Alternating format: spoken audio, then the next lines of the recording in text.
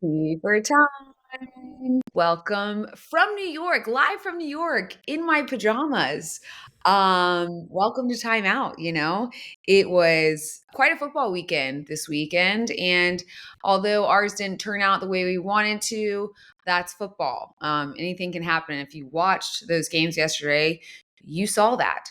I will say we talked about special teams in general, just making the team. And we had that episode, Making the Team.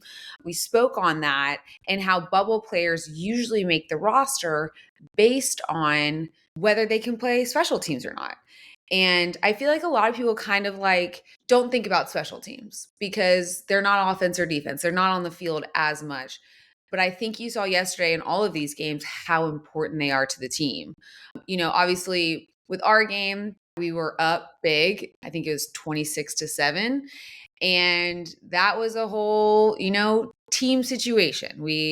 I say we, but every part of the team yesterday had some issues and offense, defense, special teams, all of it. So yes, did we miss a kick to end the game? Yes, it got blocked and returned, which is how many points, Gira, if it's a 3-point kick? It's two?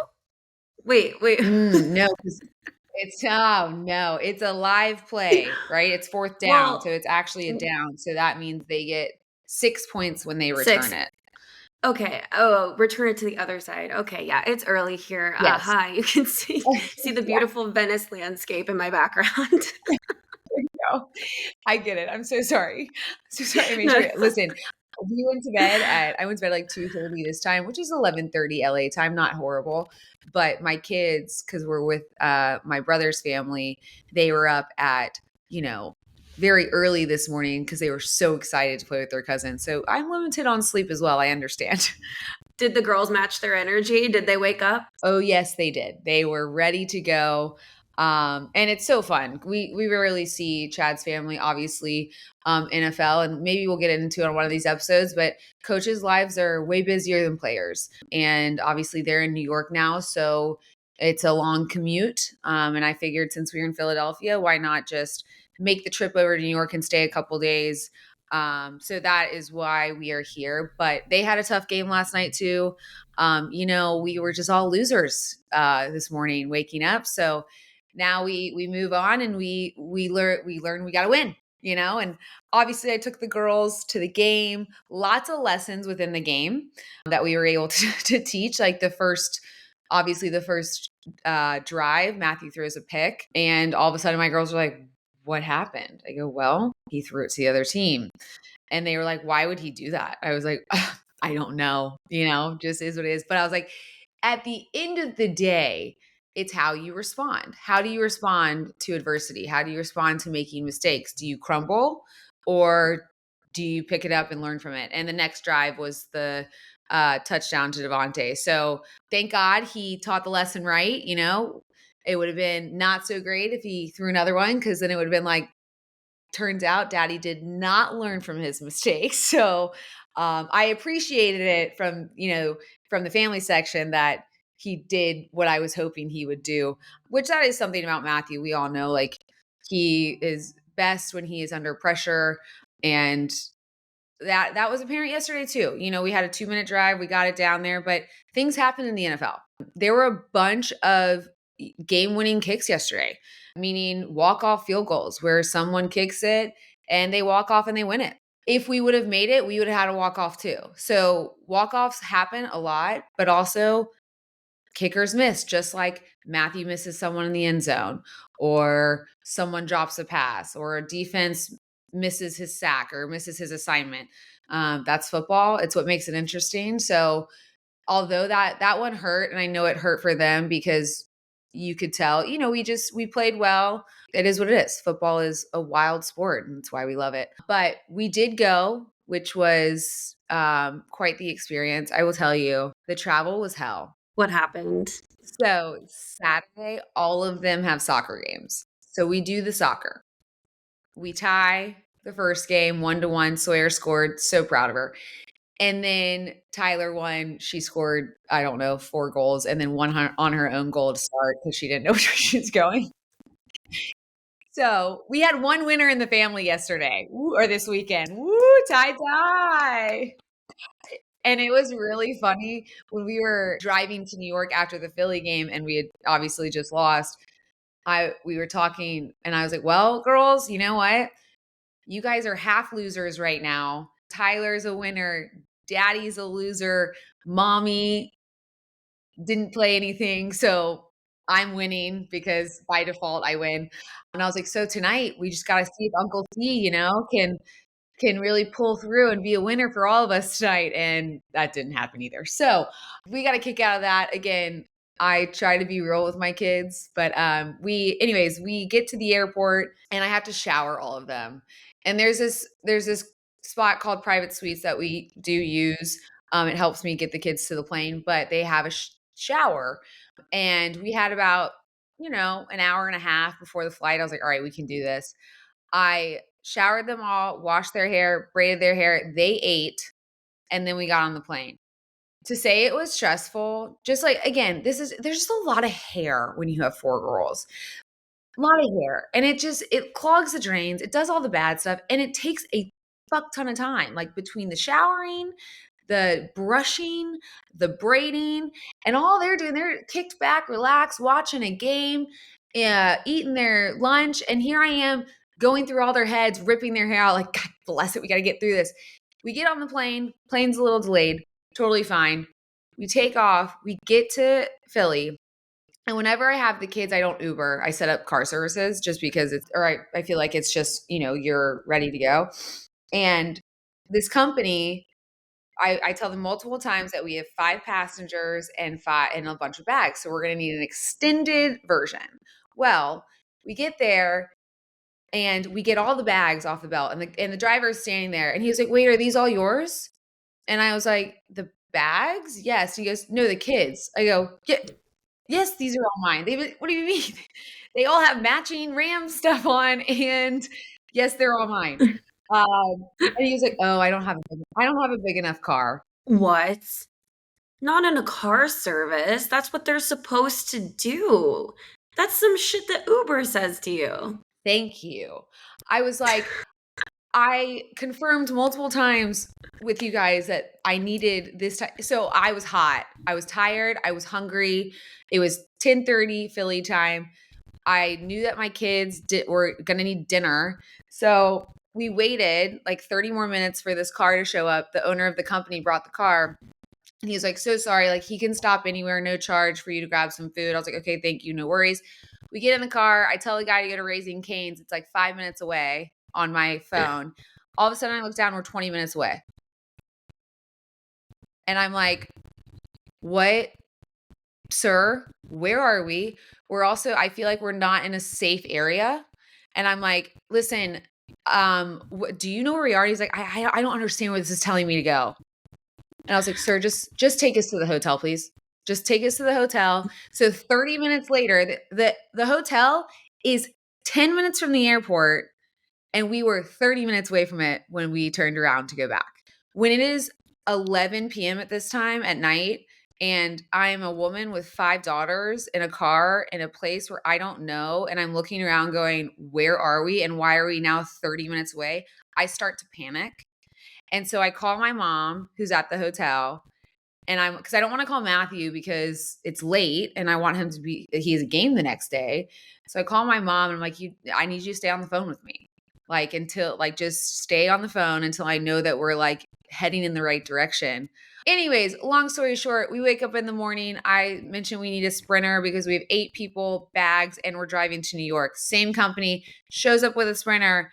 We come out and the guy goes, "Oh, they didn't tell me you had luggage." Oh my goodness.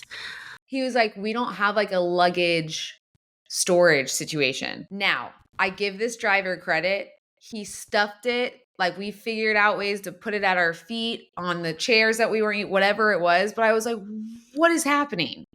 So, anyways, we get to the game. I had the best experience in Philly. I have no problems there. Love that. Love that. I kind of love Eagles fans. They're so diehard, and I'm glad that people are always so scared of them. People DM the page over the weekend. They were like, "Can I wear my Grams gear to the stadium? Do you think I'll be safe?"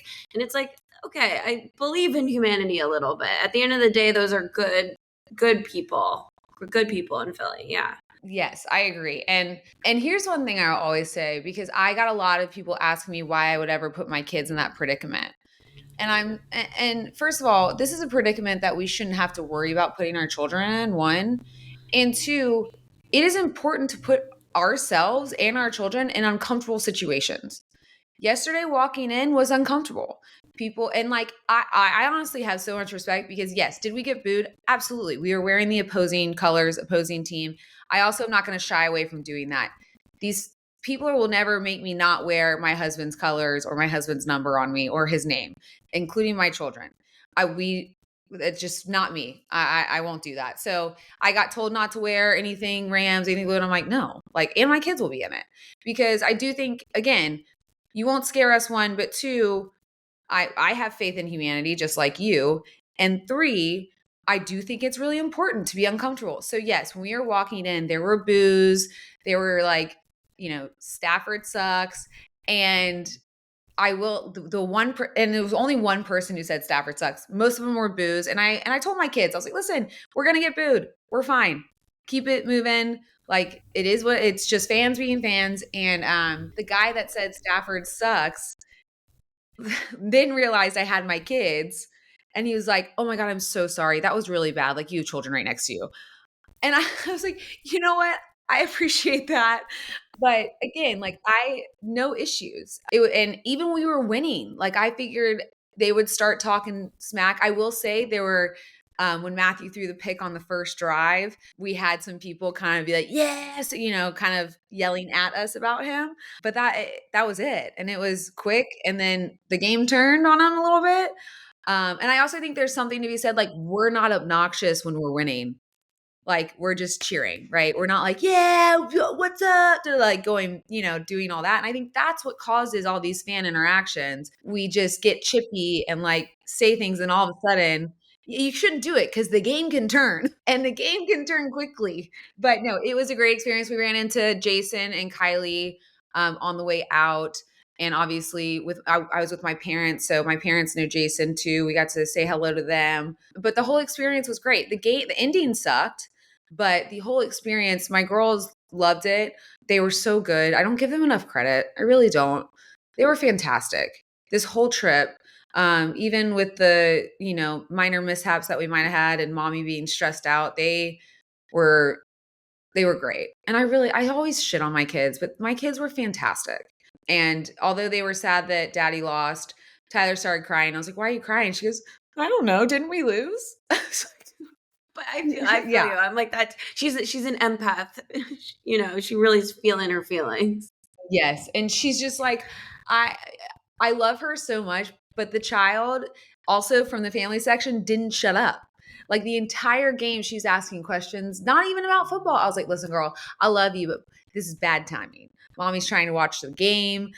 You're all up in my ear." I had her on my lap half the game because she was tired, and I forget she's 5, and so I just like held her, and she kind of fell asleep for a little bit on me. And that honestly was horrible luck, because that's when the tide started to turn. I was like, "Listen, you got to get up. Like, you got to move seats. This is not working." But we got to see Matthew before the game, and she was like, "J Pops, my dad, what should I say to daddy?" And he was like, "Say whatever you want." She was like, "I know." And he's like, "Well, tell him to throw 4 touchdowns." And she was like, "Okay, okay." And so dad comes over. They're all, giving him some love. And Tyler doesn't shut up. She is the best. She speaks like she's 15. She's telling him all about last night and this morning. And again, he's about to go play a game. Like, he's just coming to say hello. And she's telling about what she ate this morning, and that there were all these Eagles fans in the lobby, and that she just anything that happened. And he's looking at me like, "Can you like get her to stop, because I need to talk to my other girls?" And so I was like, "Oh, Tyler, come here, baby. Come back here." He gets a little time with his girls, and and then we all kiss, and he runs off.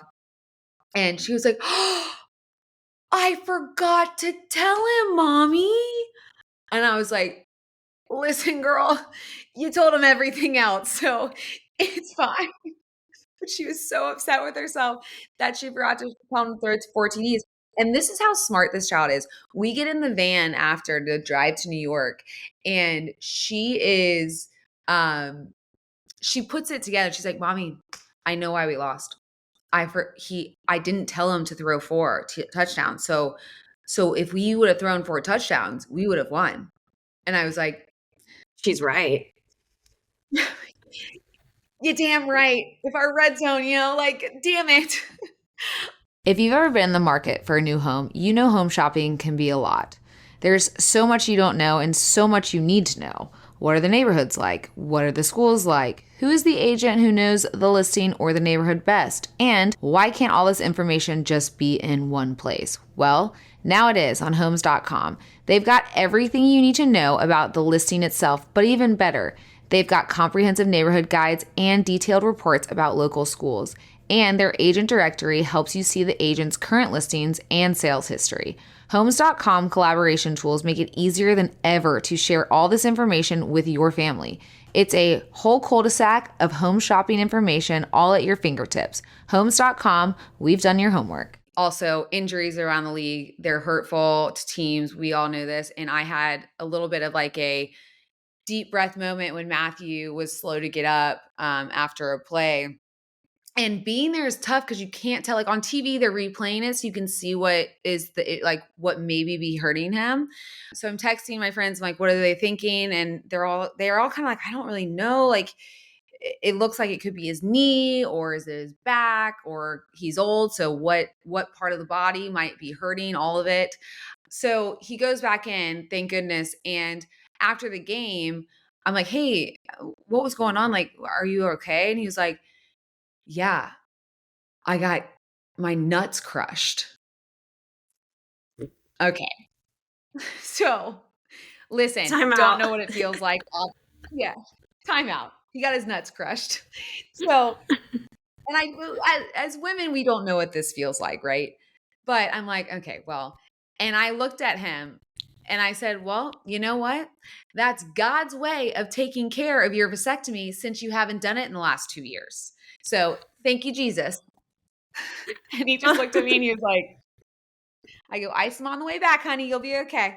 Like, I mean, I'm thinking knee, I'm thinking back. And he's like, "My nuts." And I'm like, "Woo! Praise God. Vasectomy doesn't even be needed right now because God took care of it." So, do you think every time they show the injury report on the broadcast and it says groin, it's really just like the nuts? I'd be interested to know if someone was on the injury report for their for their testicles, if it would say testicles. And we do realize, right? This is definitely the headline. Kelly Stafford says Matthew got hit in the nuts, which took care of his fertility for the rest of his life. Listen, God has ways of stepping in when you don't get your shit done. So thank you. I listen, I was happy about it. I was like, "All right, well, this is great. Feel better. Ice him on the way home. I'll see you on Wednesday." Also, such a good thing yesterday that also again with special teams. I don't know if you noticed, but Philly dropped the ball every time we kicked it to him. Yes, it was kind of a messy game for them, no shade. But I think that the Rams did a good job of humbling them. Obviously didn't get it in the end, but I think we shook them up. Well, I think we're just as good of a team, if not better, than the Eagles. I know they're good, but I do think we're better. I think we showed that yesterday. I think we just have to do it in all phases for 4 quarters of the game. But no, so our kickoff, he does like a toe ball and it's hard to catch. And so that's why they kept dropping it. It is like a certain kick that makes it difficult to catch. It wasn't that they just dropped. I mean, you're in the NFL. You don't just drop every kick that comes your way. But our kicker has this really weird, cool kick now, I guess, that people struggle to catch. So that helps us a ton on special teams. Like the fact that they couldn't catch the ball made it very like they couldn't get it past the 20. Wait, I'm sorry. There's different ways to kick a ball. Like, the average person doesn't know this. I didn't know that. I didn't know it either until yesterday.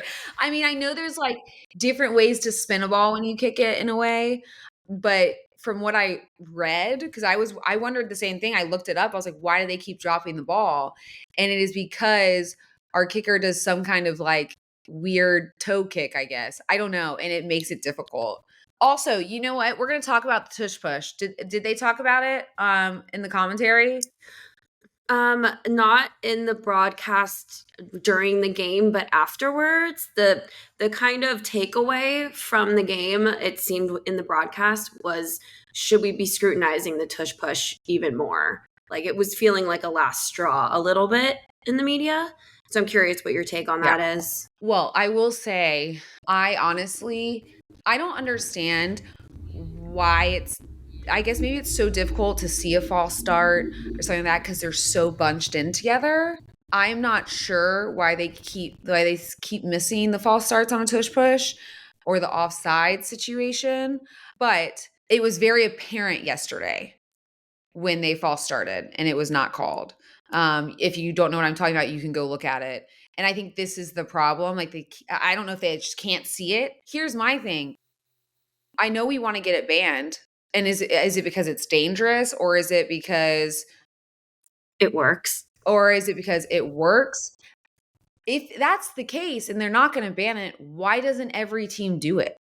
Why doesn't every team do it? I don't understand. Is it just because Jalen's young? And I was just about to say, after I just said that, I don't want my husband who is old getting pushed in there and getting pushed in the back, that is bad, by his teammates.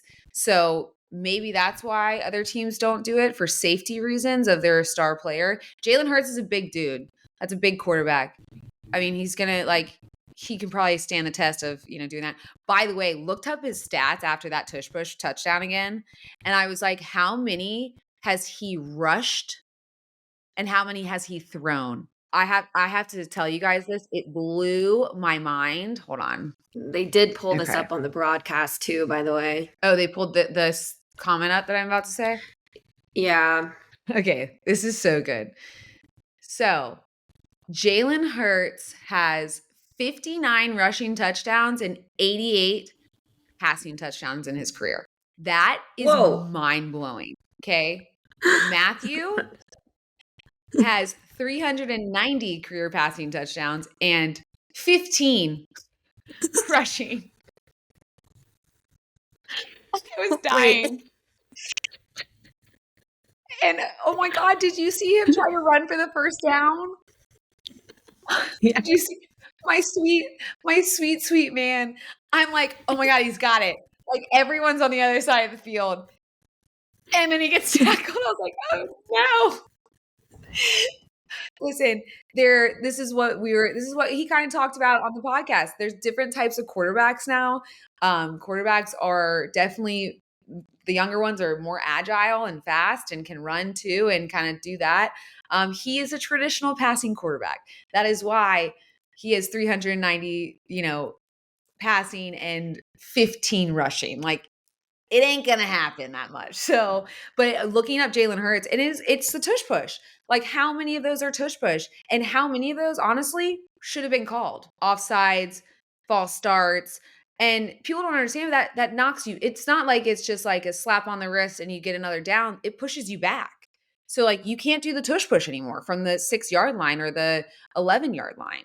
So I do think it does need to be looked at, but I was laughing with the Eagles fans because I was like, well, you guys got the tush push and we got a toe kick. So you know what? All's fair. Like it's just, this is the way football is.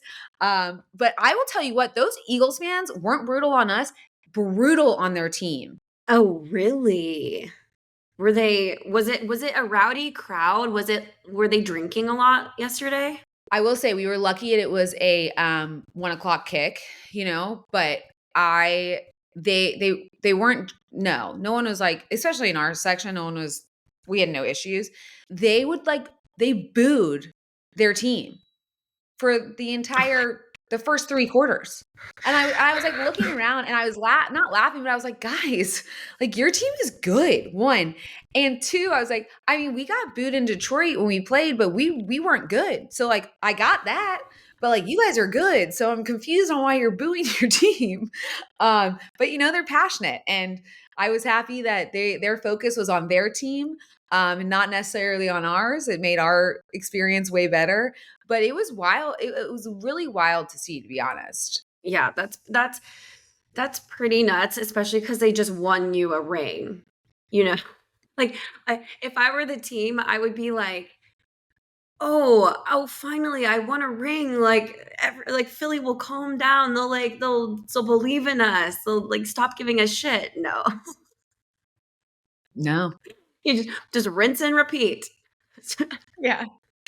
1 is not enough for them. Have I had shit in my teeth this whole time? Oh my God, no. Wait, no, I didn't see it. I don't think that's. Okay. I don't. Well, We're in really low quality right now on our on our MacBooks. I had shit in my teeth this whole time, so that's great. If you're watching, you're welcome. So I'm like, what did I eat this morning where I had shit in my teeth? Oh, protein bar. That's where I'm at. But yes, it was the game was an experience. Listen, if it showed anything, it showed that we're good, that Philly is beatable for sure, but also they can come back if they're down, so you better watch out. And to be honest, all the games yesterday, there were some exciting ones. Again, 3 walk-off kicks or field goals is an amazing start to the week 3 of the NFL season. Obviously, there's a big game that we can't cover or we're not going to talk about, and it's the Lions Ravens game that's going to be played Monday. This is coming out Tuesday. So I know that'll be a good game, but for the most part, I will go back to Philly. I love Philly. It's such a cool city. It's such a cool sports city. And my kids got to experience that again and experience a loss again to them, but that's part of life and part of the NFL. And honestly, I'd rather lose to them now than in, January when we're playing them again, when we're all in the playoffs, because tough to beat a team 3 times in a row, especially a team like ours who's good. So I would have much rather lost that game and win the one that's more important that'll be coming up. So, I'm just putting that in the air. I'm just putting it out there. We're going to be in the playoffs. Yeah, just let's go manifest that. We got a lot of games ahead. We got the Colts coming up, who are 3-0. Like, who knew? I don't even know I don't know who their quarterback is, but they're 3-0. Hopefully we can make them 3-1 this coming week. Which, by the way, to answer your question, it's Daniel Jones, and he's a little bit all the rage at the moment. Like people are really loving him. So I'm fascinated to watch him play us this Sunday. Wait, Daniel Jones is their quarterback? Yeah. They're calling him Indiana Jones, which I think is the best name ever. That is cute. I'm all for that. Wait, that's fantastic. They're coming into our place, so I'm sure we'll make it tough for them. I'm not sure who they've played so far. Hopefully, well, it shouldn't matter. Like, we got to play our game and they'll play theirs and we'll come out on top. Just going to put that in the atmosphere too. Just going to speak it into existence. We're going to head home on Wednesday, which I will say, Matthew, after a loss, especially a loss like that, you could tell was sad that he was going home to an empty house, which made me feel kind of bad. The girls are what takes his mind off anything and everything. And all of a sudden, not all of a sudden, but he's like, I'm going to be alone for 3 days. Just, thinking about this loss. But I say that he'll move on. We got another game and he'll start preparing for that. So I know this was more of like a recap of our experience in Philly. We'll get more into like the real stuff next week, but I just wanted to give Philly their flowers in a way of like, that was a hell of a comeback and their fans were awesome. So Philly, you have a fan in me of just like the respect I have for the sports fans you are. Just keep it that way if you can. I know they've gotten a lot of hell in the past couple of years, but I really enjoyed it. And so did my kids. Hopefully next time though, we are walking out of that place with a W and not an L. And I look forward to this coming weekend, all of us being winners. So let's just pray that happens. Cause right now we're all losers. Except for Tyler. I just saw the light go out of your eyes as you said all of us, and I just knew you're like, I don't think some of my girls are gonna win. You know what? But I'm so glad you're saying it and putting it out there. That club they're in is really hard. They're really good. All these girls are so good. And you know me, we don't play one sport. So like these girls, you can tell they just play soccer every day, all day. And listen, we're gonna be okay. Turns out, when you get older and you start to progress in these things, this all changes. So, but right now, it's tough. We're a little bit like the 2009 Lions, and it's not pretty. Oh, It's well, if true. we've learned anything, that results in tough as nails people, right? I agree. And if you're listening to this and you have kids, put them in uncomfortable positions. They'll surprise you. Kids are resilient. They're more resilient. They're way better than I was at this game in the fact of like just ignoring people. It was fun and I really enjoyed it. I hated that we lost. So we are going to finish this though because everyone it's Tuesday and everyone's got shit to do. I want to wrap up for you guys too, but I do have to just give one of the best football foreplays I think we all have collectively heard. And Kelly, I'm just curious, you probably didn't hear it. This was during Patriots versus Steelers. It was Ian Eagle and JJ Watt on the mic. Ian goes, he grabbed booty. Like literally verbatim goes, he grabbed booty. And then JJ Watt chortles, like he literally, like they both stop and start laughing because they realize this player's last name is spelled Boutte, and he pronounced it literally booty. And JJ Watt goes, yeah. JJ Watt goes, I'm so sorry. I am trying to keep it together. They know. They absolutely know. And what I like seriously love about it is the fact that I feel like it is becoming a thing. Like it's becoming like a little just why not make football fun again situation. Like let's make fun of how we announce or like I don't think they're holding back anymore. And the fact that JJ Watt was like, I'm sorry, I'm trying to hold it together, just knows that they know when they do it. And they're human. And I want them to laugh. It's like when comedians break their character and you can't help but laugh with them. Like it's just like that is what this commentary is when they do football foreplay and they laugh. Like everyone laughs with them. So please, if you're a commentator and you realize you say something, repeat it and laugh because we are all there with you. Amen to that. Let's leave. My mascara is literally running because that one just took me out. But yes, I love that and love the weekend ahead for us. We have timeout in between a short week. So next week, we'll cover Indianapolis game and then go straight into Niners. And we have a really special guest coming next Thursday on October 2nd. Two really special guests, actually, that football fans will be particularly excited about. So definitely stay tuned for that. Yes, and I am very excited about that one as well. Ginny is on the podcast this Thursday, so tune into that. She's got some stories, as we all know. But you guys have a great rest of your week. Good luck to the Lions. I hope they have a great game, and we will see y'all on Thursday. Time in.